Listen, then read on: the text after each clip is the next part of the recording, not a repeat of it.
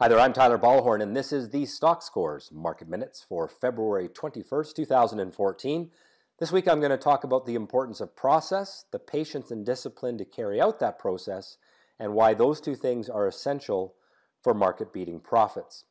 Now to begin, as whether you are a day trader, a swing trader, a position trader, or a long-term investor, you must have a sound process, a trading plan that is defined with strategies for finding the stocks to own. Those must be well tested, and they must be something that you can do, something that fits into your schedule and personality.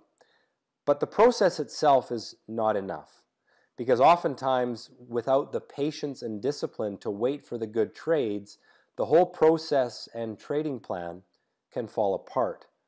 To beat the market, you must combine a proven process with patience and discipline, so that you carry out the plan as you have made it, and you don't make trades based on the fear of missing out or based on greed, these emotional traps that often cause us to break down our process.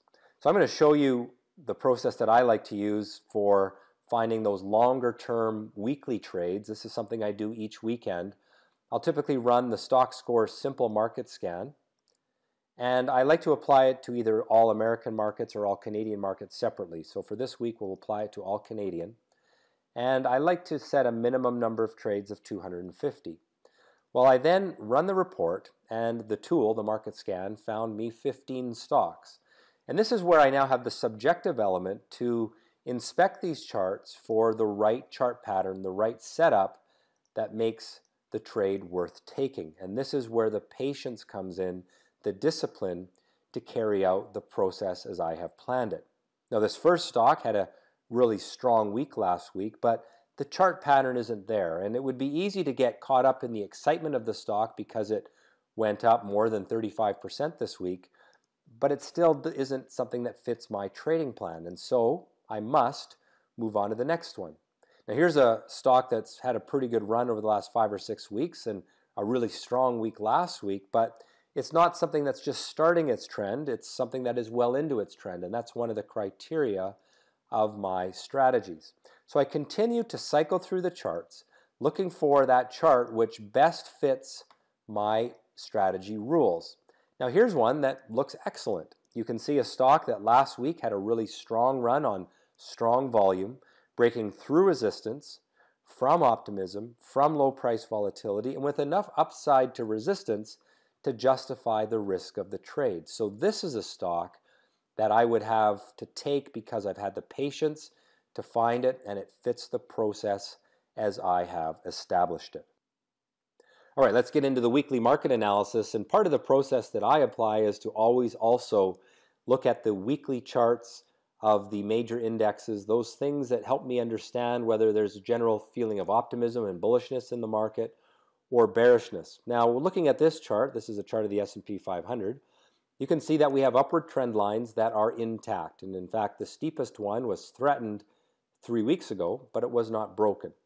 This chart looks to me like a market that is in a long-term bullish trend, but it's probably going to go sideways in the short term. Now, ultimately, we need that breakout through 185, the red line on the SPY, because that'll indicate that the upward trend is likely to continue. But because this market ran away to the upside from its upward trend line, it's now working in a process of coming back to that and taking out some of the emotion. And that may take one more day, it may take 3 more weeks. It's hard to say, but the long-term outlook remains bullish. In the short term, we could see a little bit of sideways action. What we want to watch for is either a break through the red line, that's a bullish sign, or a break down through the green line, that is a bearish sign.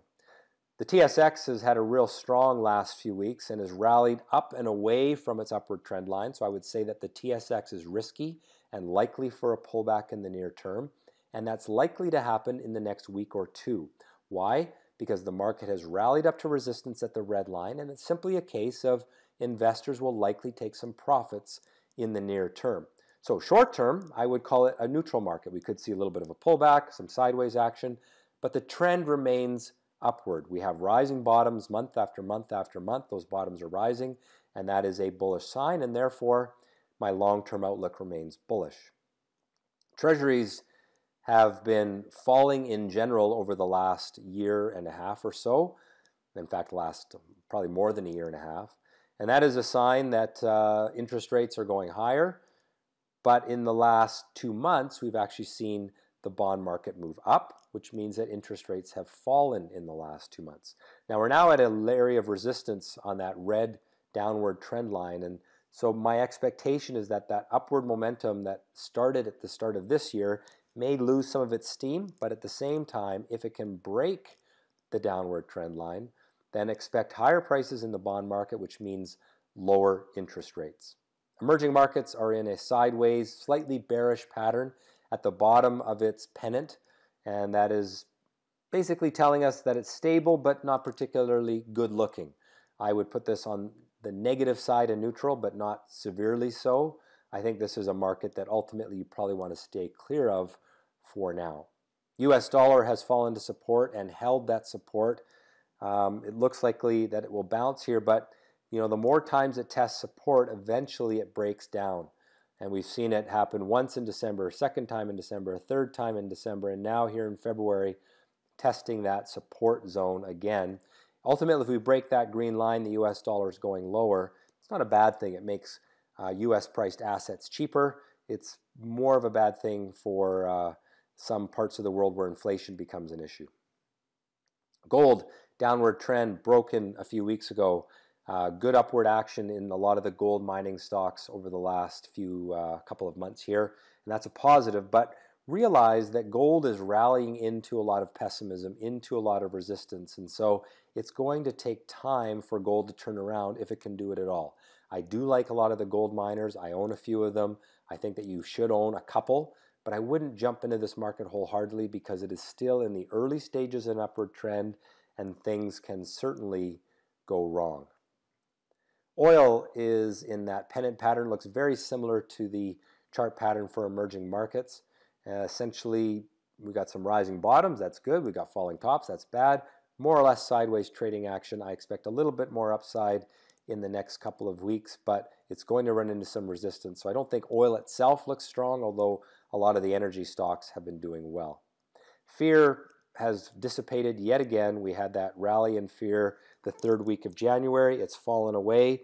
This thing can sprout up any time, so it's something you want to keep an eye on, and it's a good trading vehicle when there is some tumultuous conditions in the market. But right now, fear is fairly sublime, and I would say not something to worry about. So to summarize then, I am bullish long-term and neutral short-term on US stocks and Canadian stocks. The same can be said for gold, and I'm neutral on both time frames for oil. Stocks are doing well, but hitting or approaching weakness, making it likely that some sideways price action will come in the short term. The long-term outlook for equities remains bullish. Gold continues to work on a turnaround, but strength will face selling pressure. Oil is range-bound for now. Well, that has been the Stockscores Market Minutes for February 21st, 2014. Have a great week in the market and trade well.